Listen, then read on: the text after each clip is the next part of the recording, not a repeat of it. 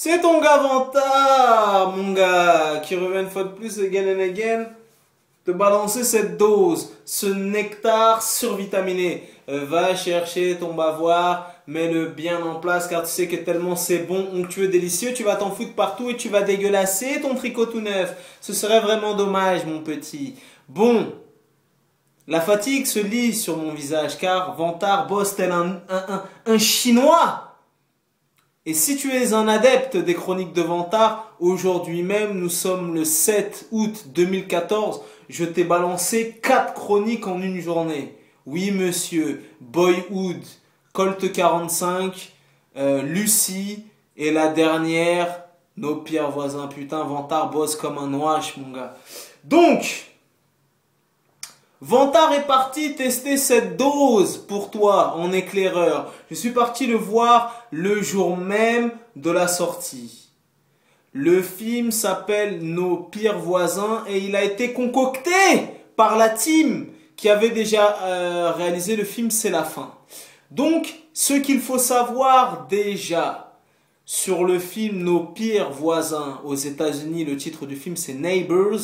C'est un des plus gros succès de l'année 2014 aux États-Unis. Le film est archi rentable.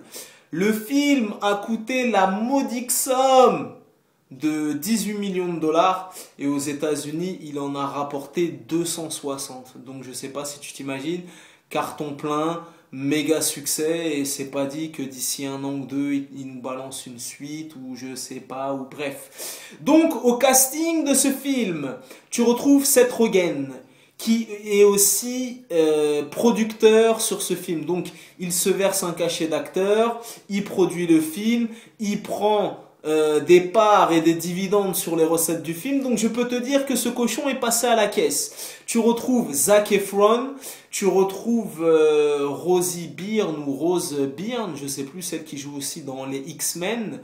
Et tu retrouves aussi Dave Franco, le frère de James Franco. Donc le pitch du film est assez simple.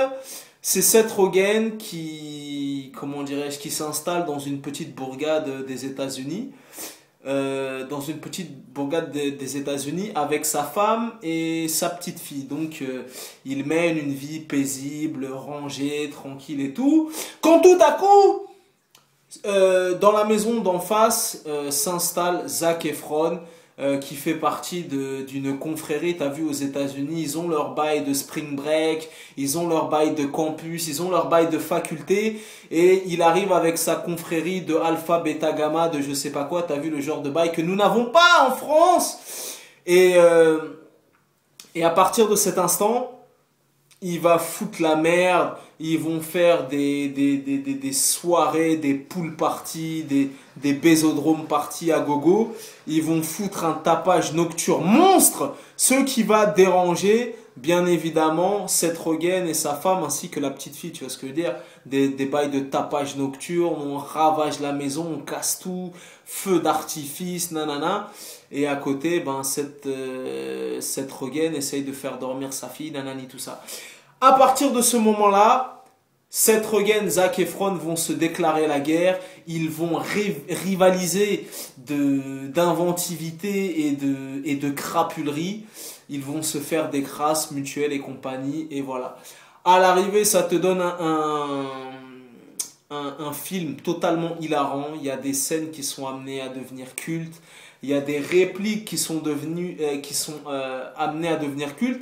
Et moi, vraiment, ce qui m'a surpris et ce qui m'a vraiment surpris dans ce film, c'est le côté politiquement incorrect. Parce que le film est vraiment trash. Et ils sont vraiment partis loin. Donc voilà, pour ceux pour les aficionados de Seth Rogen, qui connaissent un petit peu sa filmographie, son background. Seth Rogen, qui est un adepte de l'humour caca pipi prout. Vantard est très friand de ce genre d'humour caca pipi prout. Donc je peux te dire que là, on creuse bien dans le caca, dans le pipi et dans le prout. Et voilà, et le film est très trash, le film est très politiquement incorrect. Donc voilà, à l'arrivée, on passe un bon moment. Je peux te dire que j'ai été le jour même à la séance de 22 heures. Les gens riaient à gorge déployée, riaient comme des baleines, se roulaient par terre et tout. Donc voilà, à l'arrivée, ça donne une bonne petite comédie de 1h35 à voir avec sa copine, à voir entre potes. L'essai est transformé, ça a été un succès aux États-Unis.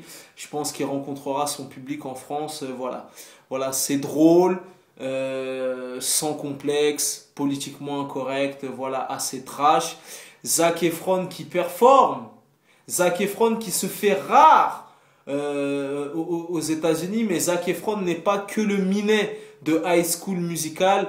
Le mec a un vrai talent. Et moi, ça m'a toujours fasciné parce que le mec est blanc, mais le mec, il joue au basket comme un black, le mec chante comme un black et le mec danse comme un black. Et je peux te dire que ce jeune acteur, Zac Efron, cet acteur de 26 ans qui a des problèmes avec la drogue, parce que je sais pas si tu suis, le mec fait des allers-retours entre les plateaux télé et les centres de désintoxication. T'as vu, faut croire que tous les gens qui sont passés par, étant très jeunes, par la case Disney, par la case nanani, que ce soit Vanessa Hudgens, que ce soit Demi Lovato, Miley Cyrus, Britney Spears, tout ça, je sais pas, ils ont un espèce de syndrome où après ils commencent à taper dans la coke, ils commencent à se dénuder, ils commencent à perdre la boule. Donc malgré ces petites déconvenues pour Zac Efron qui tape fort dans la coke, c'est un très bon acteur, et que ce soit dans le registre sérieux, dans le registre un peu plus léger, c'est un putain d'acteur, c'est un putain de danseur, c'est un putain de basketteur et c'est un putain d'entertainer. Donc vraiment dans ce film, Zac Efron performe, donc il faut le souligner. Donc voilà, à l'arrivée, ça donne un film vraiment drôle, voilà, je vous le recommande à voir avec sa copine, entre potes, en solo, voilà. C'est sorti hier, ce sera sûrement en salle jusqu'à un bon petit moment. Donc, si vous cherchez une bonne comédie, allez le voir. C'est le moment. Ce film est réussi. Tu connais ce dicton légendaire, les goûts et les couleurs, ça ne se discute pas. C'est à la vie d'avantage. C'est toujours le bon, mon coco. Allez, peace and love.